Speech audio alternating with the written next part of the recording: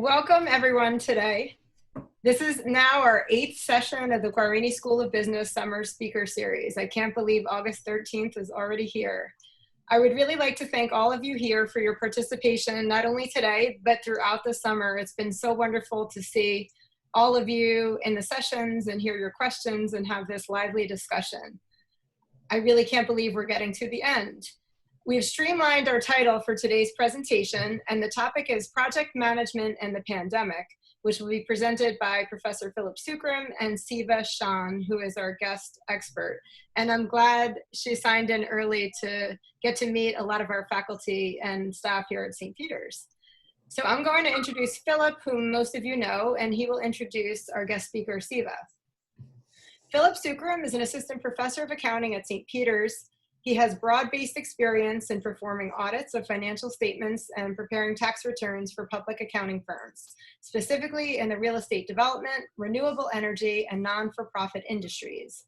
He was the 2020 New Jersey CPA Ovation Award winner in the Emerging Leader category, recognizing his exemplary efforts and stellar achievement in advancing New Jersey's accounting profession. So a huge congrats to Philip.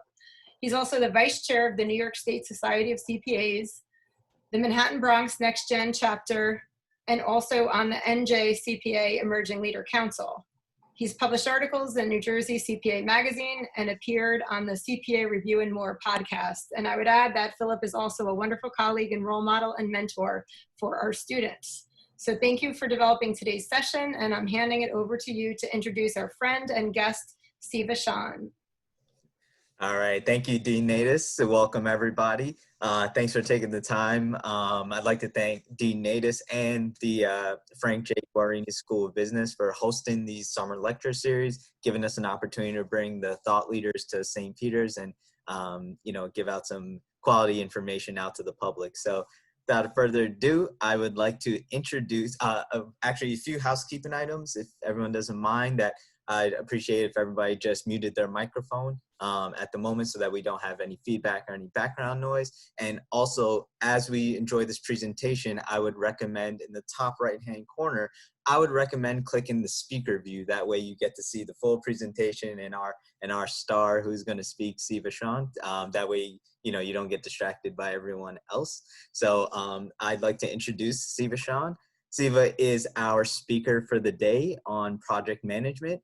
She is an analytics leader delivering data and analytics solutions, strategies, framework, and compliance. Siva has close to 20 years of experience at Ford Credit and Ford Motor Company. Siva is an expert in analytics, business, IT, project management, and leadership. And she has also 4 years of adjunct teaching at University of Michigan, Dearborn. In her free time, Siva loves spending time with her family, traveling, doing yoga, dancing, painting, speaking engagements, and many other things. So without further ado, I'd like to pass it off to our expert, Siva Shan. Thank you so much. Yep. It was wonderful to listen to. Are you guys able to hear me? Yep. Okay, perfect. Listen to all of you and talking and chatting and introducing each other. Wonderful. And I hope that the presentation today, you're able to take something back and find it useful and use it in your everyday life. So I'm going to share my screen and get started. First of all, let's see. And while we wait for Siva to change the screen, I just had a question for everyone. Just a quick, poll. You could raise your hand and put your hand down. Does anyone here have experience using project management tools in their careers before? Just want to get a sense. Some people, Bertho, okay, yep. Some people on here, Ray, all right, Suman. All right, great. Well, just wanted to get a feel for the audience. So Siva, take it away. Okay. You guys are able to see my screen? Yep. Okay, perfect. So I picked this picture for the first slide simply because I just feel exactly like this today.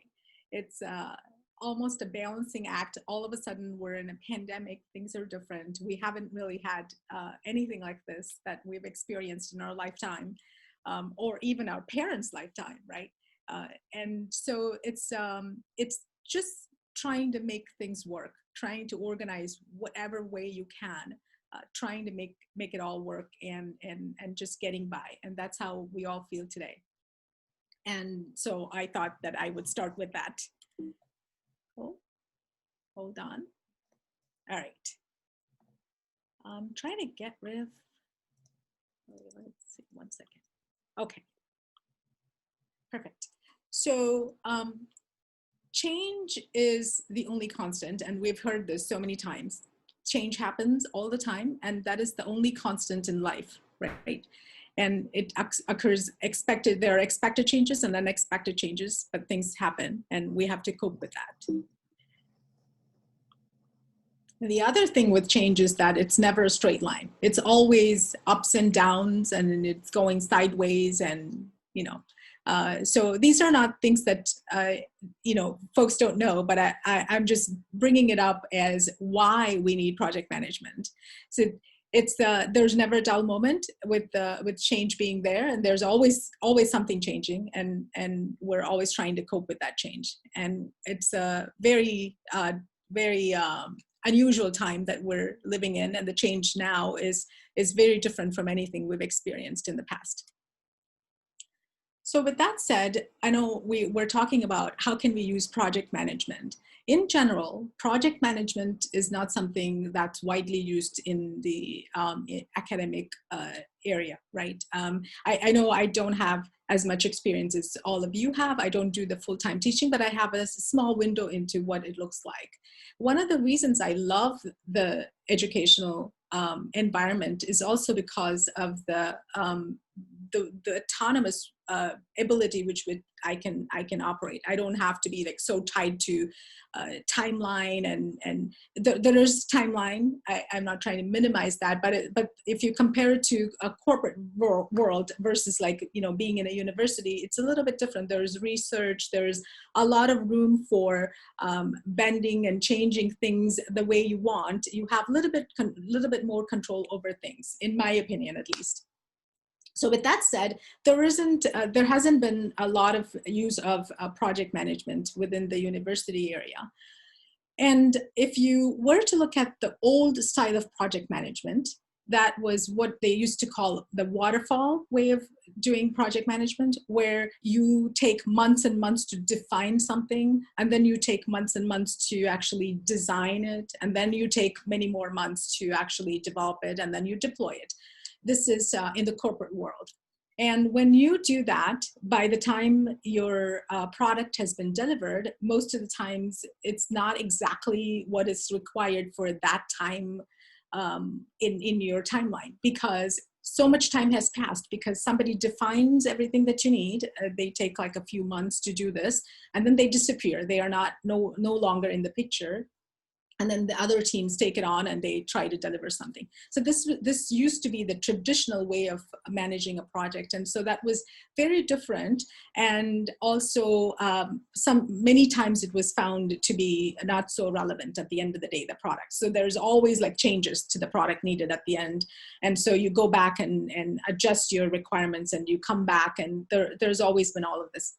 But off late, what's been widespread in the industry is what's called the agile technology, or the methodology.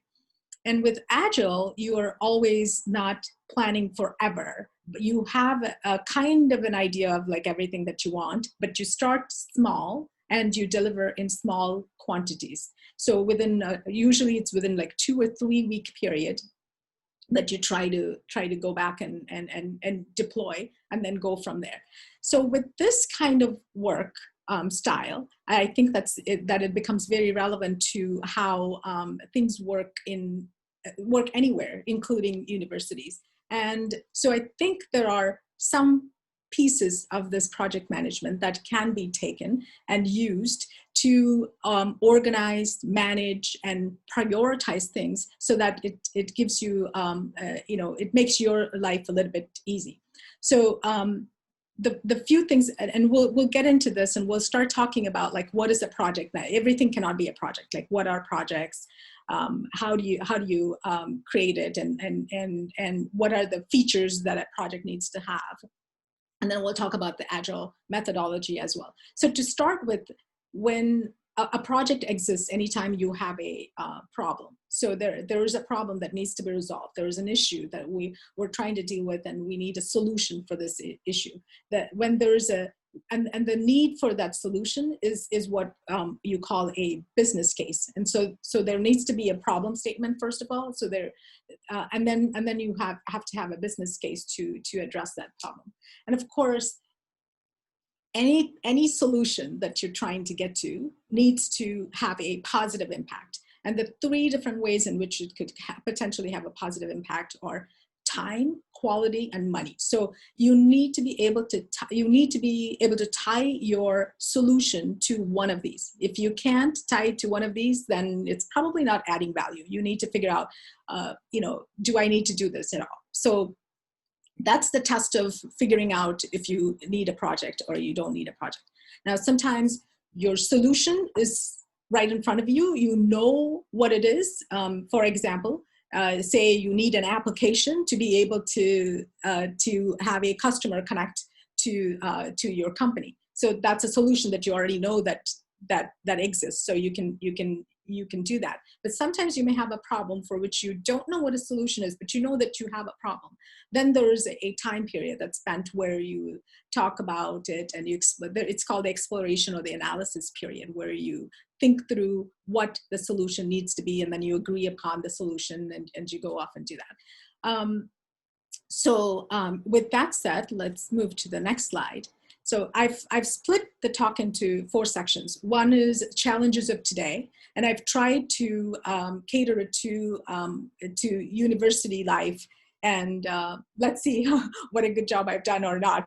And you guys can add to it and change, and ask questions as well, so we can talk through that. And then how project management can help. That would be our second piece. And then we'll talk about the agile methodology. You'll find a lot of even YouTube videos on agile methodology. In general, they are lengthy ones that details it. I've tried my best to just condense it to a couple of slides so that it hits home the point, like how this is done. And there's also a small Excel tool that I'll share with you, and then I'll send it out to Philip and Mary Kate, and they can distribute it to you guys if you really want to use it to get started on using project management. The reason I'm sharing this is, everyone's familiar with Excel. And it's sort of easy to use, and it's a very, very simple tool that I have, and I think there might be other tools that the university might offer. I do remember Mary Kate mentioning Basecamp. There could be others, and perhaps those could be used as well. So the challenges of today. What is changing? What is it that's really changing?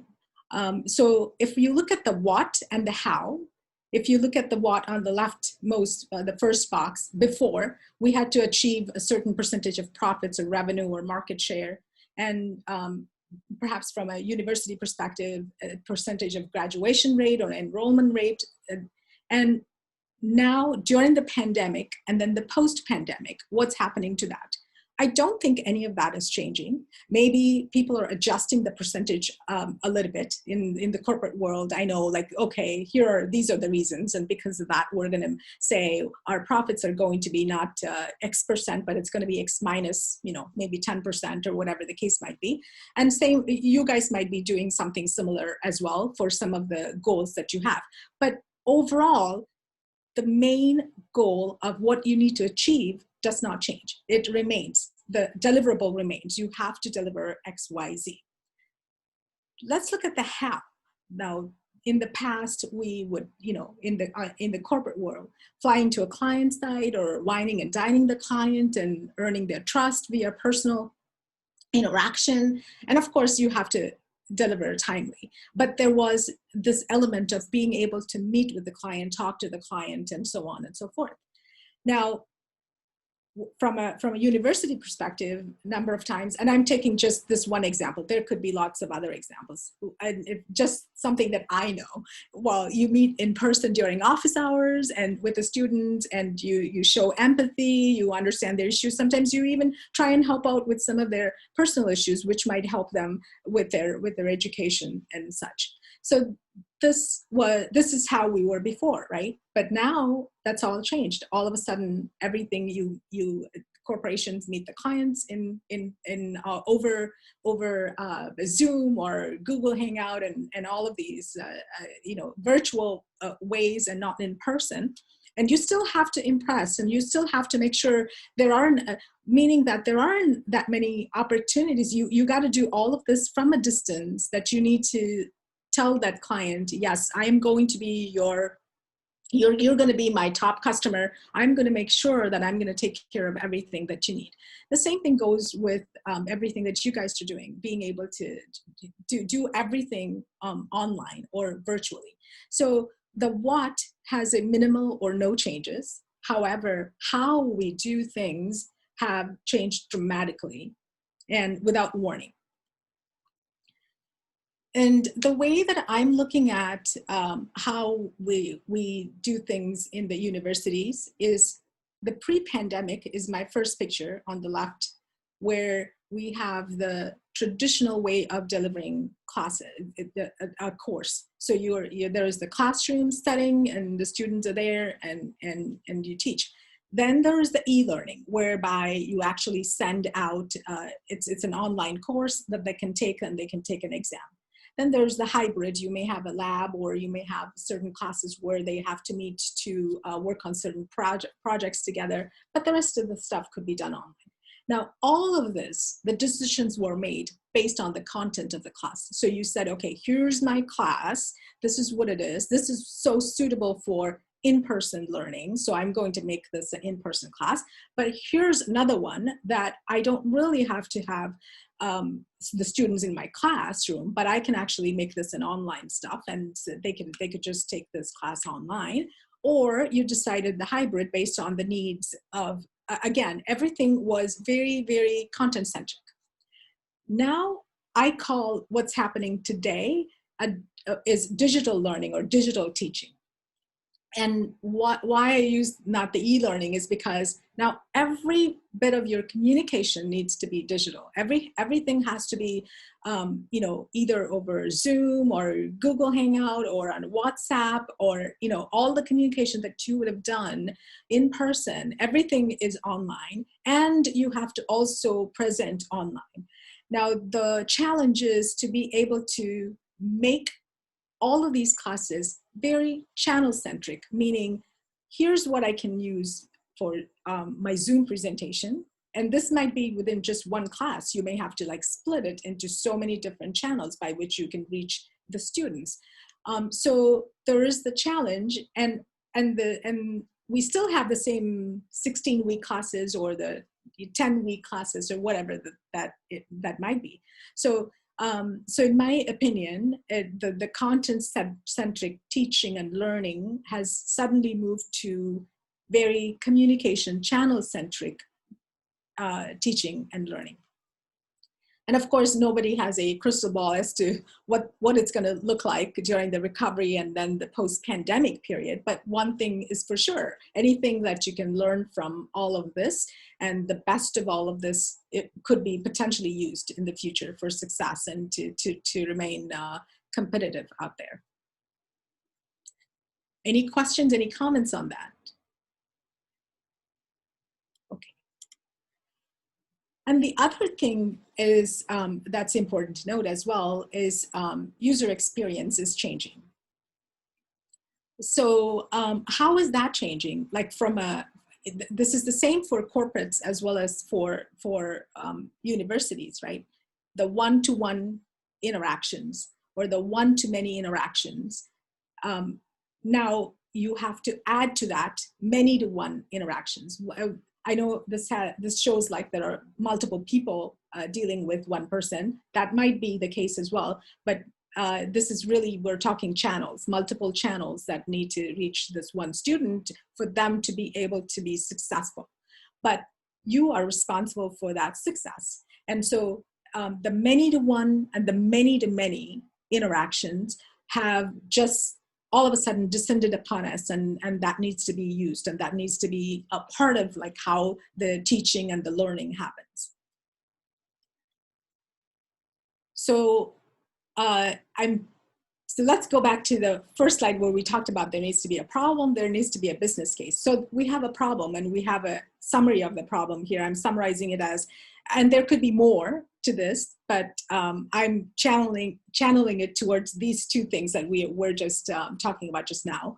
So one is teaching and learning are moving from content-centric to channel-centric strategy. And then the teachers and students are forced to add many-to-one and many-to-many framework. So these need to become like, they have to become part of your teaching. And of course, there's no formula that's out there that tells you, here's how you do this, here's how you split it. There may be some generic guidelines, I don't know, but nothing is for your individual needs, right? There isn't, nobody's coming and sitting with you to look at all of this and say, okay, here's how you can get to your goal and still be able to continue to do the day-to-day work and still be able to make it successful. And what does that also mean from a family and your personal life and the overall work-life balance? Before, the picture one up here shows work-life as two separate things. So you left work maybe at 4 o'clock because you needed to go pick up your child, you needed to take them to soccer, or you needed to hit the gym, or whatever the case might be. So you kept them as two separate pieces. You were at work and you did your work, and then you were at home and you did your home stuff. Yes, of course, you might take some work home, but that's a little different, you know, at your own willingness and decision that you're doing that. And you may make a phone call for, you know, to calling the plumber or something at work, but that's very different, right? Like it was still, it was compartmentalized. There were like two different pieces. Today, I call it, I think it's no longer work-life balance. It's work-life integration, really. You have everything's happening at the same place. You have to work in your home, and you have to also do all of your home stuff at home. And then there's all of the social media distractions that you have. So whether it's a student or a corporate worker or a professor, I think all of us are going through this exact same thing. And so the question becomes, is there balance in a balanced way? Probably not. Most of us are like trying to just make it work. So that's the picture that I showed at the beginning. We're all trying to figure out what could fit, and let me put it all together however I can to make it work, so just so that I can deliver what I need to deliver at home and at work, which is all happening at home, of course. And there's the danger of overdoing either your work or overdoing other stuff that are, you know, some of them very essential and some of them are distractions, but there is the possibility of all of that happening. So these are other reasons why you might want to look at project management. And what does all of this bring to us? Like all of this, the changes that are happening. There are two things that it can bring to you. One is a bucket of opportunities, and the other could be a bucket of threats. And opportunities obviously are things that are telling you, okay, I can use this situation. So for example, we were just talking right before the presentation started, there are corporations that are, I know at least 2 corporations that are already discussing about reducing their commercial workspace, because they're realizing people can actually work from home and be as productive as they used to be when they were actually at work. So they're saying, well, why am I paying this much money for leasing this area? I'm going to reduce this, and I'm going to save some cost there, and I'm still going to be able to get the results that I want from my employees. And it also opens up more opportunities for globalization when you know that this can be done remotely. Things that you previously thought needed people to be available in person at work So you start thinking about different ways of doing the work and saving cost, right? So similarly, there could be things that might be opportunities for universities, and I'm just making this up. Maybe there are courses that could be offered globally, and that actually increases the enrollment rate and makes things could make things very, very good. Now, on the other hand, if we are to look at some of the threats that can potentially be around, so you can look at a number of these things. One is some of the people, just let's take the globalization, and you can look at it as a threat in the sense that, hey, now that they don't need me to do this work, anyone can do this work from anywhere. So am I, what's going to happen to me? So these are all like the things that are an opportunity obviously will allow you to grow, and a threat would allow you to you can get depressed with it, you can get stressed about it, and but the whole idea of project management is being able to look at the threat and understand that threat and try and figure out ways to turn that threat into an opportunity. And that can only happen if you are collaborating, talking about it. And so it's not just like at one level, right? It's multiple levels of discussions and coming together as a group to understand, okay, is this really a threat? Is this an opportunity? And how can I change this? And how can this benefit all of us versus benefiting one person and the other person feeling like they are losing in whatever the situation might be.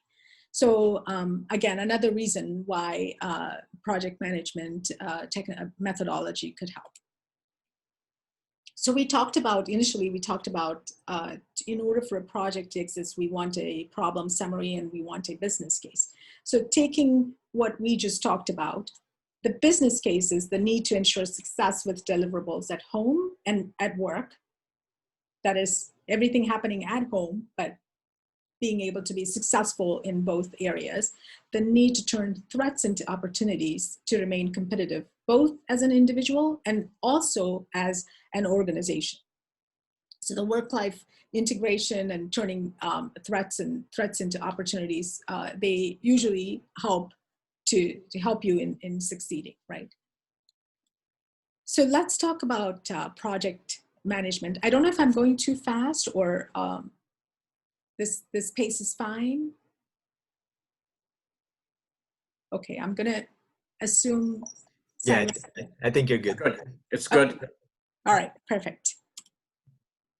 Okay, so also we have to realize that you cannot just use project management just for everything, right? So you need to figure out what is a project and what is not a project. So I've given some examples here.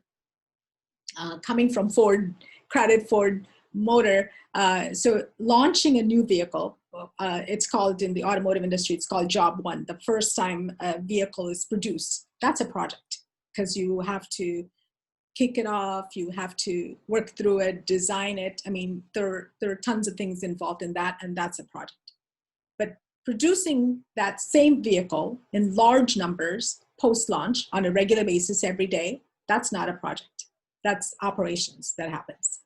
So designing a curriculum or a new course, so something completely new that you want to create, or you want to redesign something that already exists, that's a project. Whereas teaching that course on a day-to-day basis, that's not a project. Then you have a monitoring and control of post-launch issues. So issues with the launched course that need to be corrected. So you need an immediate solution, then you need a short-term solution, and perhaps you need a long-term solution. That is something that can be a project.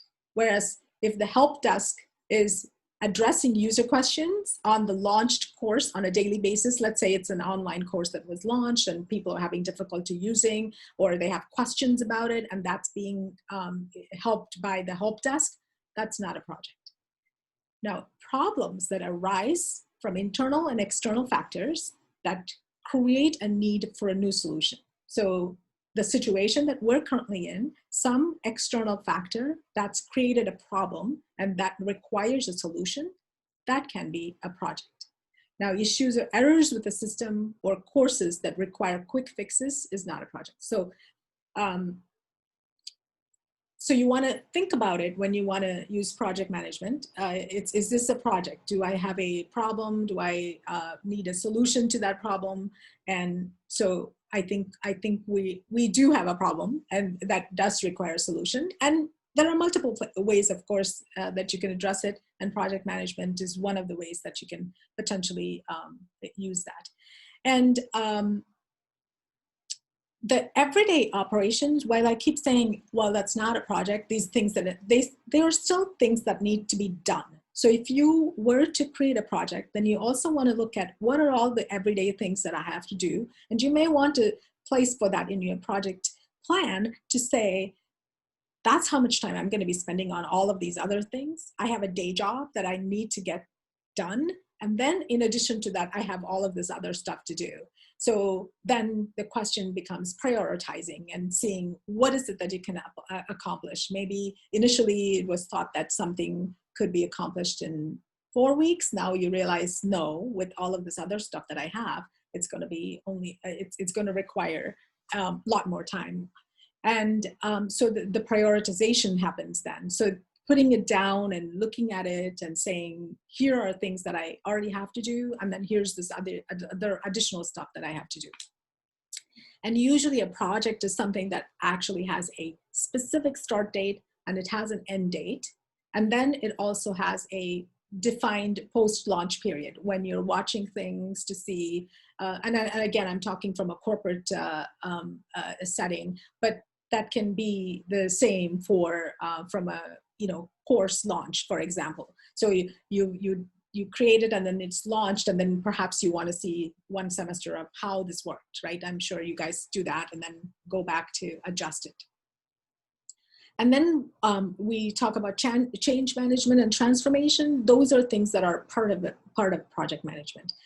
Change management is a completely huge topic, and we could have a whole session on that, right? Like it's the change is hard for people and to agree to and accept.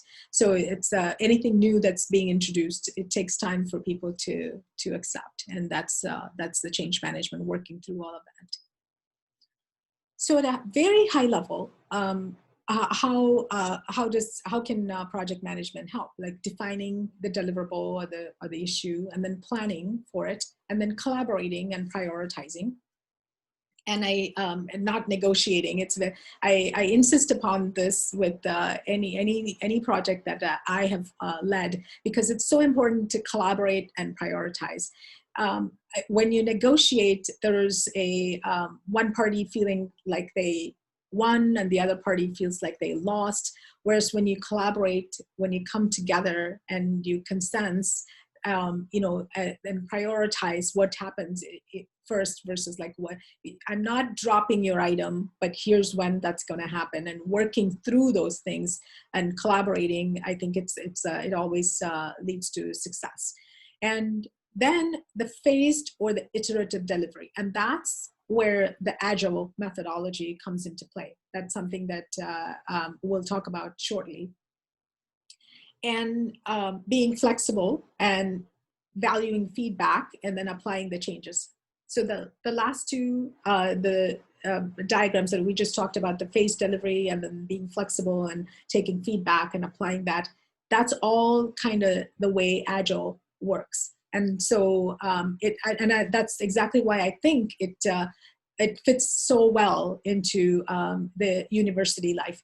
Because if you look at, for example, the IT world and then the analytics world in the corporations, the IT world was the one that was using project management most heavily, and their processes are very sequential.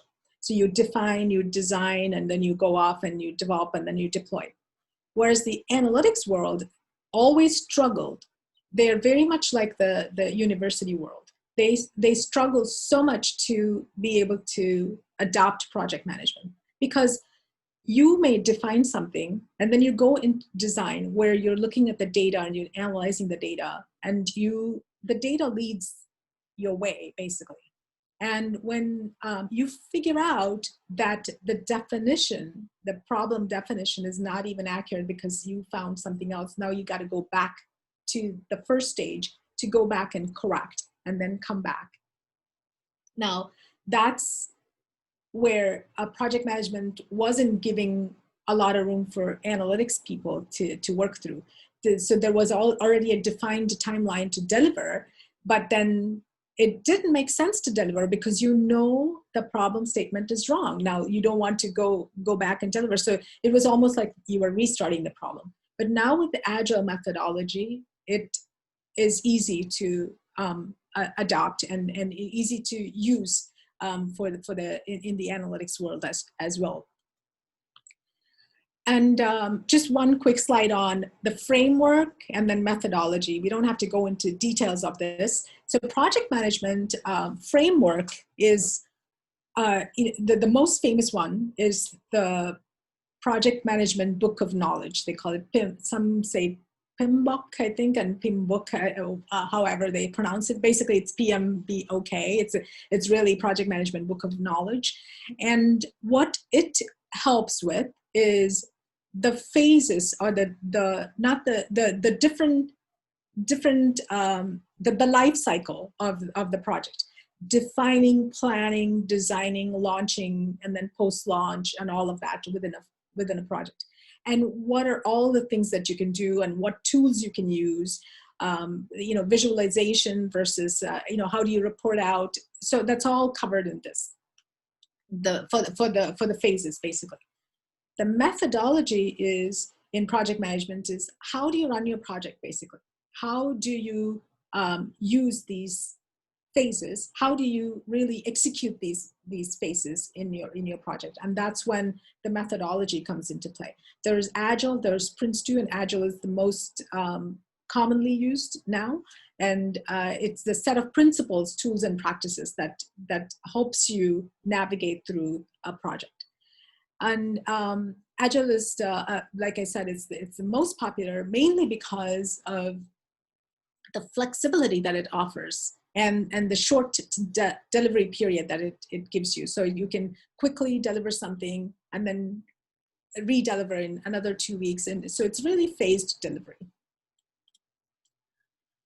So when we talk about define phase, this is like the problem summary, then you write your business case, the value proposition, and then you also set your quantitative and the qualitative goals, like what is your goal of the project, and making sure that everyone's aligned, like all the stakeholders are aligned to your plan.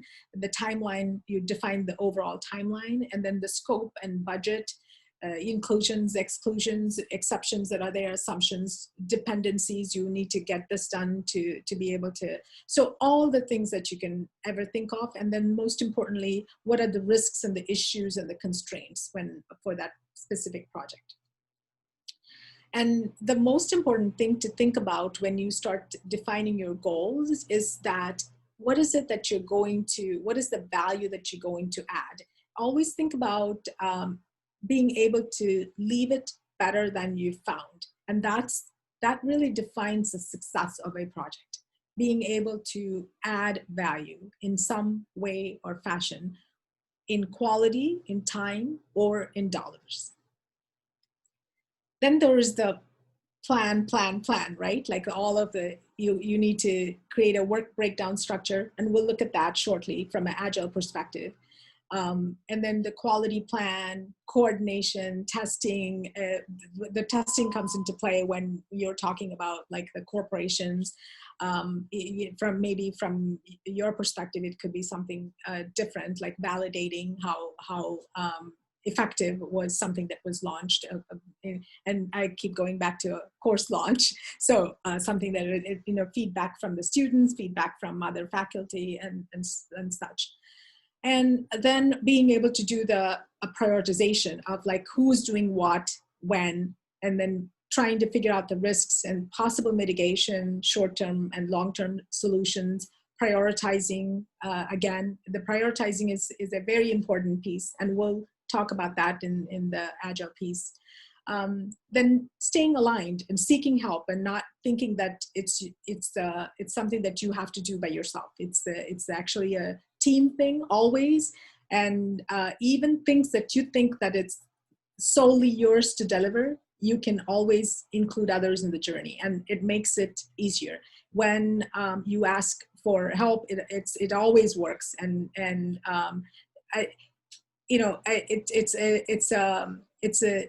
over time you figure out, like when you start seeking help, even on things that you thought that you didn't really need help, you will find value from others, and that always, and they become part of the journey, and taking them along, that helps, and they feel like they're also part of the project. And paying attention to detail, benchmarking your own stuff and evaluating, or other things that have happened before, revisiting, and having potentially weekly meetings and communicating at all levels, and status reports and collaboration.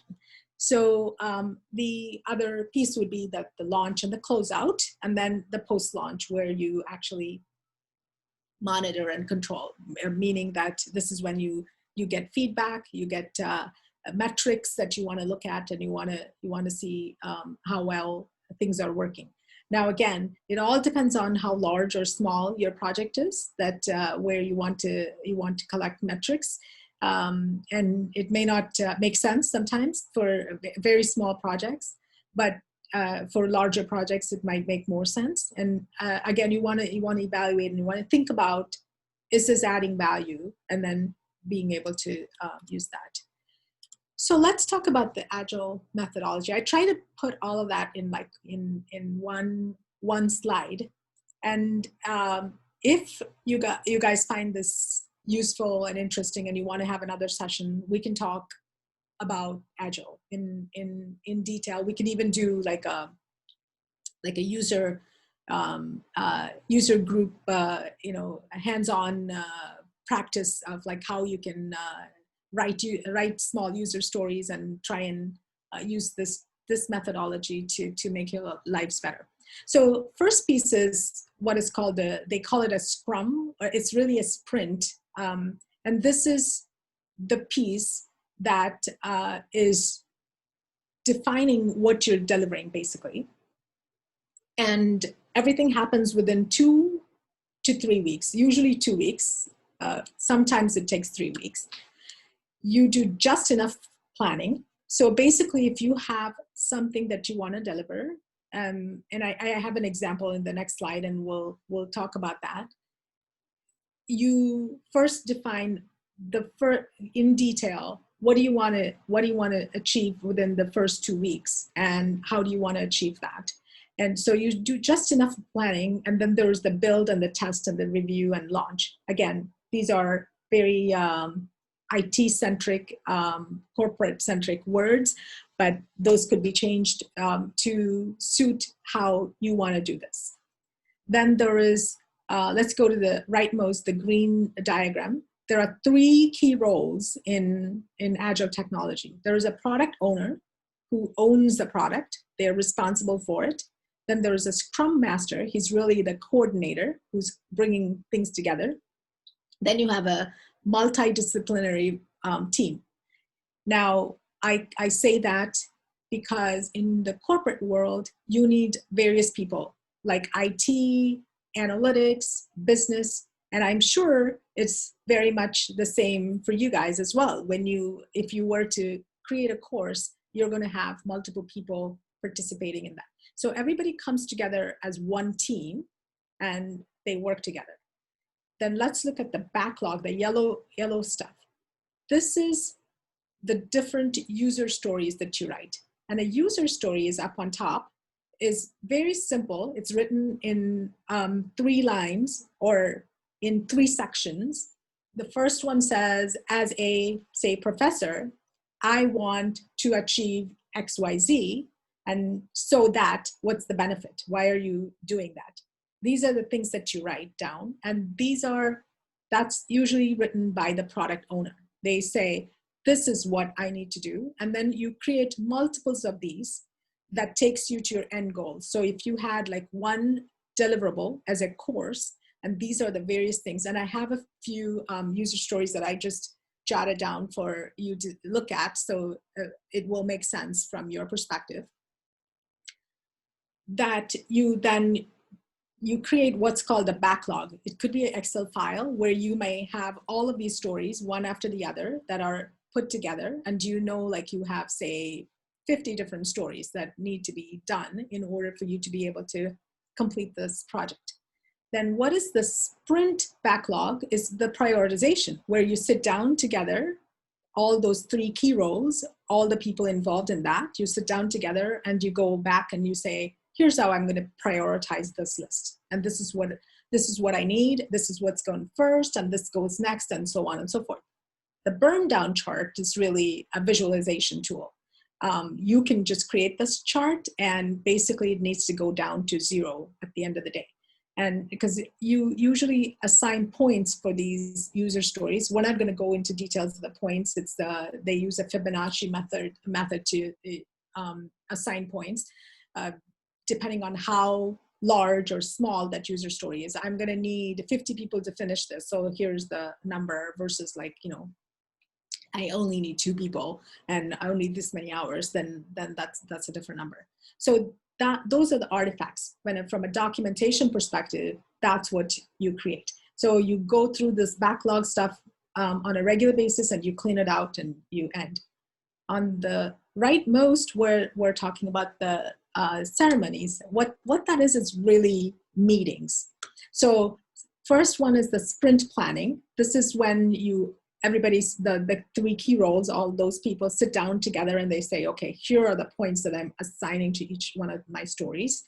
Then on the left, we talked about the prioritization. So that the planning is the assigning the points and then prioritizing the list. So at least you should know exactly what's going to be done the next 2 weeks. And then you probably want to, in my sessions, I always make sure we're also ready for the next couple of sessions, so that we're not like completely, we're just doing the 2 weeks and then trying to figure out what the next 2 weeks are.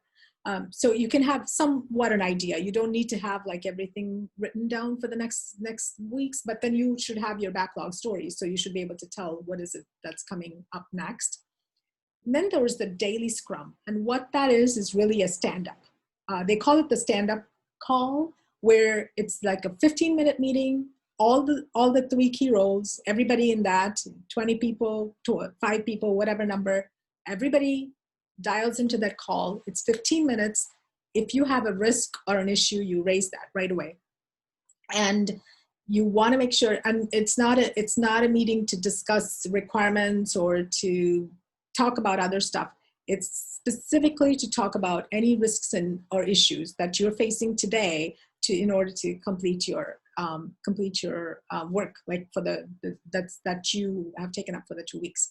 And then right on that call, there might be people who may be able to help, or they may say, contact me, like after this call, I'm gonna help you with this, or whatever the case is. The Scrum Master takes it upon themselves, if it's not resolved, to make sure that they run around and figure out like what needs to be done and how you resolve it.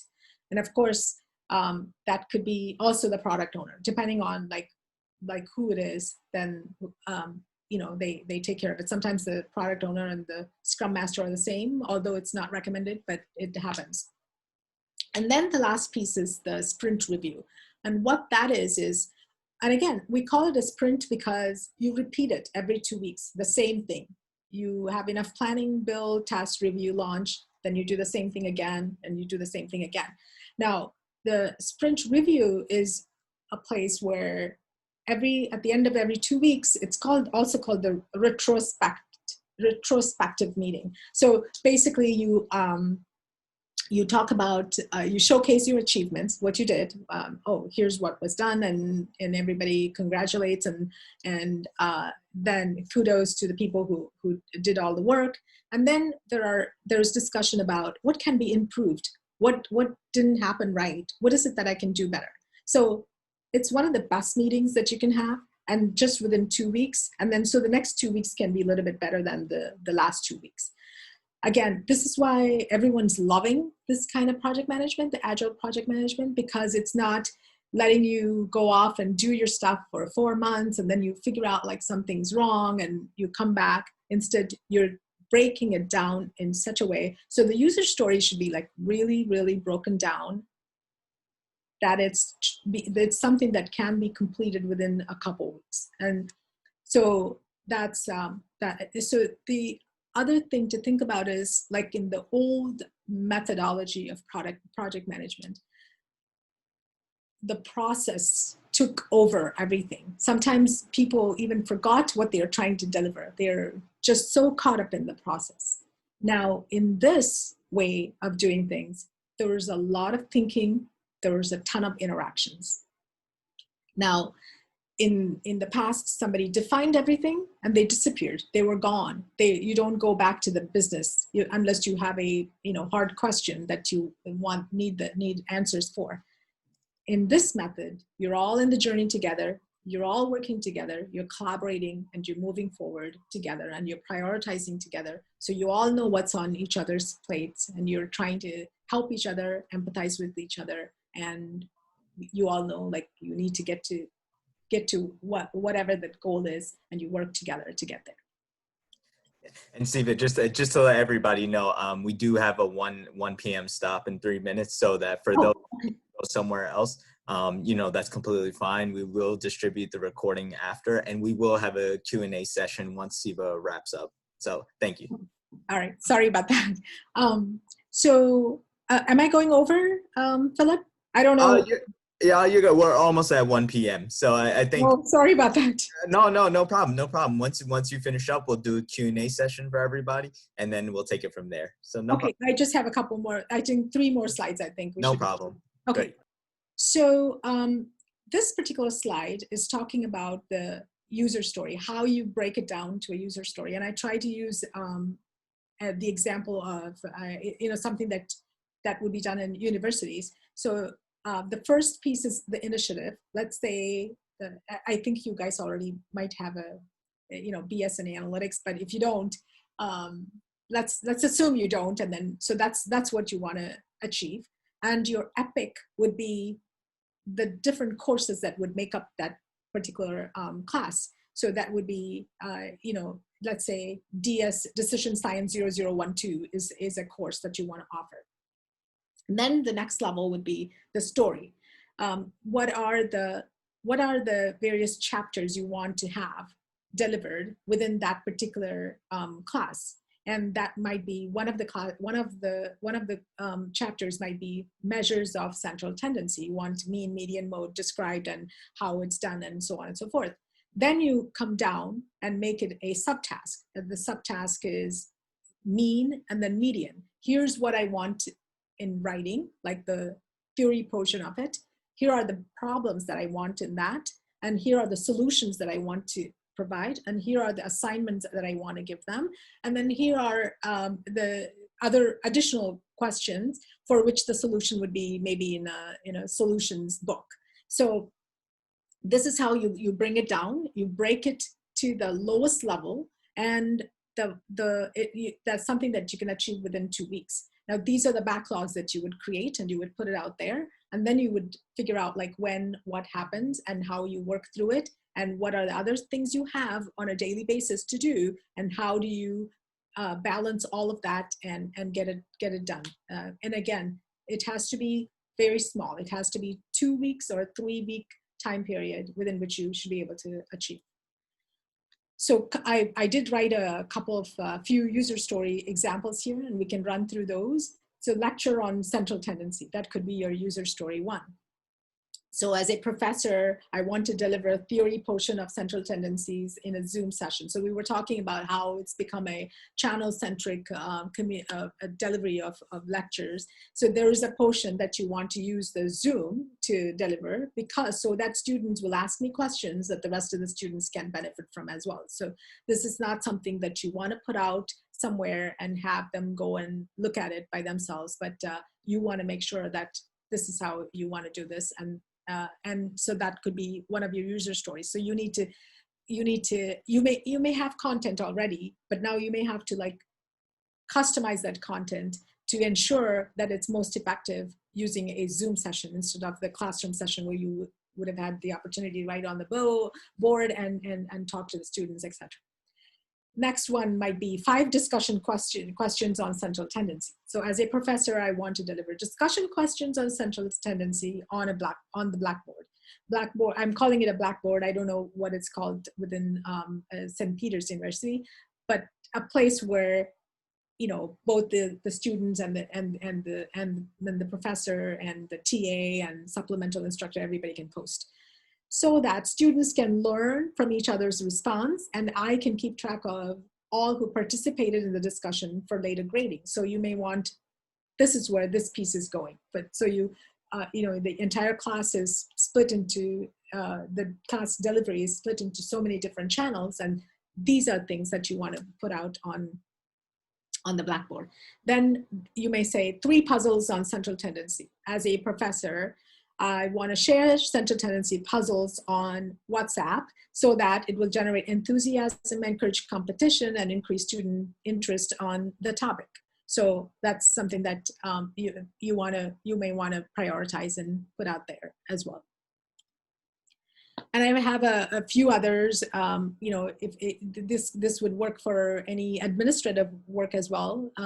I remember Mary Kate mentioning a couple of things such as the mission statement and a construction project and things like that, or even the summer speaker series. You could turn that into a little user story and figure out like how you do that and who's coming when and so on and so forth. So the Excel tool that I talked about, maybe I can share my, do I have to stop sharing this to be able to share the other one? I think so. I think we can only share one screen. Okay, all right. Let me find my, that's the one. Are you guys able to see it? Yep, great. Okay, so it's a real small tool, very simple, and I just use the WhatsApp puzzle as something, and you may never use this for that. I don't know. You can if you wanted to, but primarily it's just so that you get an idea as to how to use this.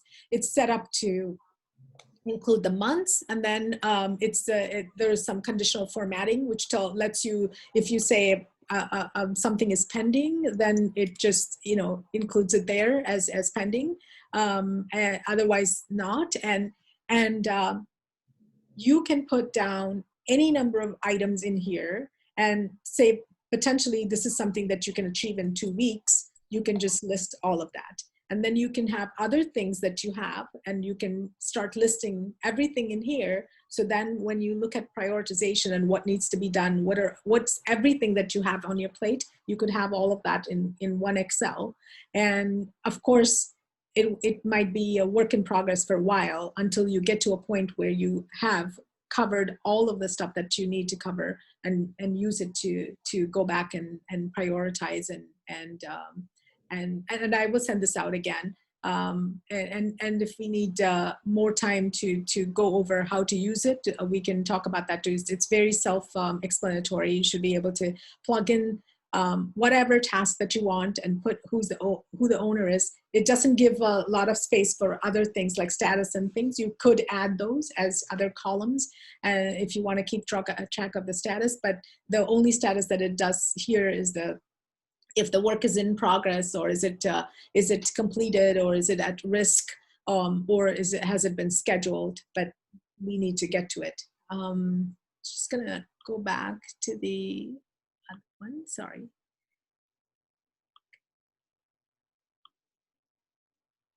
All right, so let's see. Oh, let's come to the bottom.